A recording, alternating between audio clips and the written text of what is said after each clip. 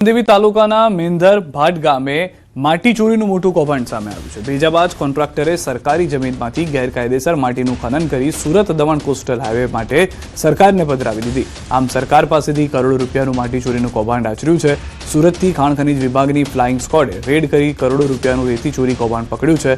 સ્થળ પરથી 2 Poclain machine તેમજ 5થી વધુ ડમ્પર ફ્લાઇંગ સ્ક્વોડે સીઝ કર્યા છે। આ સાથે નવસારી ખાણ ખનીજ વિભાગ પર અનેક સવાલો ઊભા થયા છે। ત્યારે આવા તત્વો વિરુદ્ધ જો નિષ્પક્ષ કાર્યવાહી થાય તો મોટા માથાના નામ ખુલી શકે છે। વધુ માહિતી ન્યૂઝ 18 સંવાદદાતા ભાવિન પાસેથી મેળવીશું। ભાવિન, લાંબા સમયથી આ કૌભાંડ ચાલતો હોવાના પણ આરોપ છે, વધુ શું માહિતી છે?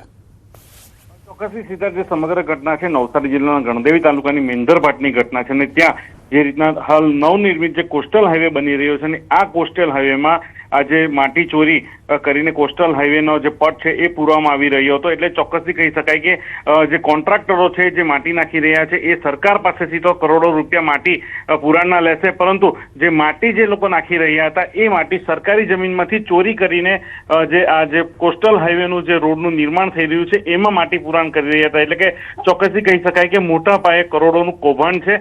સ્થાનિકો દ્વારા આની ફરિયાદ કરવામાં આવી હતી, જેને લઈને સુરત ફ્લાઇંગ સ્ક્વોડ દ્વારા આ વિસ્તારમાં રેડ પાડવામાં આવી હતી અને રેડમાં જે રેડ પાડી હતી ત્યારે અધિકારીઓને સમક્ષ પણ આવ્યું હતું કે આ જે સરકારી જમીન છે ને ત્યાંથી માટી ચોરી કરીને અહીંયા નાખવામાં આવી રહી હતી, જેને લઈને 2 પોકલેન્ડ મશીન અને 5થી વધુ જે ડમ્પરો છે એ સીઝ કરી દેવામાં આવ્યા હતા। પરંતુ સીધા સૌથી મોટી વાત છે કે જો સુરતથી ફ્લાઇંગ સ્ક્વોડ આવીને રેડ પાડી શકતી હોય તો નવસારી ખાણ ખનીજ વિભાગ નિંદ્રાધીન અવસ્થામાં હતું કે પછી પોતાની કોઈ મિલીભગત છે અધિકારીઓની કે આ ખાડા કાન કરીને આ કામ ધંધો જે માટી ચોરીનું જે કૌભાંડ ચાલી હતું એ ચલાવવામાં આવી રહ્યું। જી આભાર ભાવિન સમગ્ર માહિતી બદલ।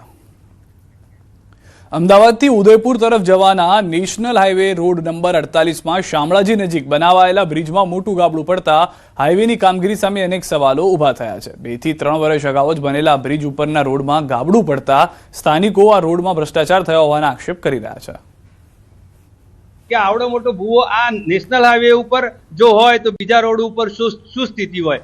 સરકાર કરોડો રૂપિયા ખર્ચે છે, કરોડો રૂપિયા ખર્ચીને જે કોન્ટ્રાક્ટરોને આ જે કામ આપે છે એ કામની ઊંચી ગુણવત્તા હોય એવું સરકાર પણ ઈચ્છે છે, તો વચ્ચે ક્યાંક ભ્રષ્ટાચારની બૂ પણ આમાં નહીં આવતી હોય એવું આપણને લાગે છે। આ રોડ ઉપર રોજ હું અપડાઉન કરું છું। આ રોડ અમદાવાદ અને દિલ્હી એને નેશનલ હાઈવે છે। એના ઉપર આટલું મોટું ગાબડું પડી જાય એમાં કોઈક નેશનલ હાઈવે ઓથોરિટીની ભ્રષ્ટાચારની બૂ આવે છે।